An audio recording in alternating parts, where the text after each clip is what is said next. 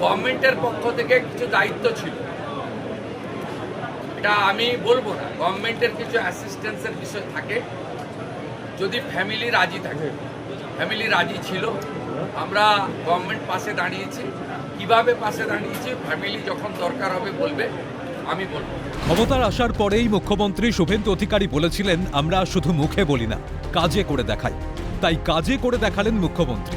গত শনিবার বারুইপুরে গিয়ে নির্যাতিতা নাবালিকার পরিবারের পাশে থাকার আশ্বাস দেন তিনি। সরকারের তরফে সাহায্য করা হবে বলেও জানান। তবে কি সাহায্য করা হবে সেই বিষয়ে খোলসা করেননি। তবে শুধু প্রতিশ্রুতি নয়, তার বাস্তবায়ন করেন তিনি।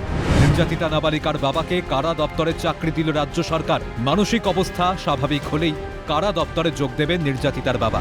নিহত নাবালিকা যে স্কুলে পড়তো সেখানে তার স্মরণে একটি লাইব্রেরি নির্মাণে আশ্বাস দেন মুখ্যমন্ত্রী। সঠিক বিচারে মুখ্যমন্ত্রীর ওপর আশাবাদী নির্যাতিতার পরিবার। এর আগে আর্থিক সাহায্যও করা হয় নিহতের পরিবারকে। মুখ্যমন্ত্রীর কাছে বিচার চেয়েছিলাম।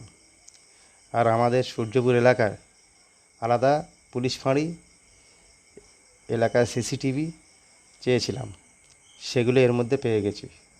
আমার মেয়ের যে স্কুলে পড়াশোনা করতো সেখানে উনি আরও ভালো পড়াশোনার জন্য একটা লাইব্রেরিও করে দেবে বলেছেন।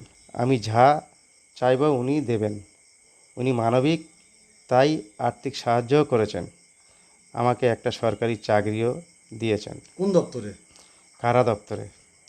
আচ্ছা, একটাই দাবি আছে, সেটা হচ্ছে মেয়ের ভালো পড়াশোনার জন্য একটা লাইব্রেরি করে দেবে বলেছেন।